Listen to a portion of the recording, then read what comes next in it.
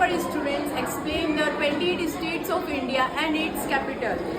Andhra Pradesh, Amravati, Rajasthan, Jaipur, Assam, Jaipur, Maharashtra, Mumbai, Chhattisgarh, Raipur, Uttar Pradesh, Lucknow, Goa, Panaji, Kolkata, Mizoram, Hyderabad, Telangana, Hyderabad, Orissa, Bhubaneswar, Meghalaya, Shillong, Tripura, Agartala, Jharkhand, Ranchi, Nagaland, Kohima, Imphal, Kerala, Thiruvananthapuram, Madhya Pradesh, Bhopal, Himachal Pradesh, Shimla, Tamil Nadu, Chennai.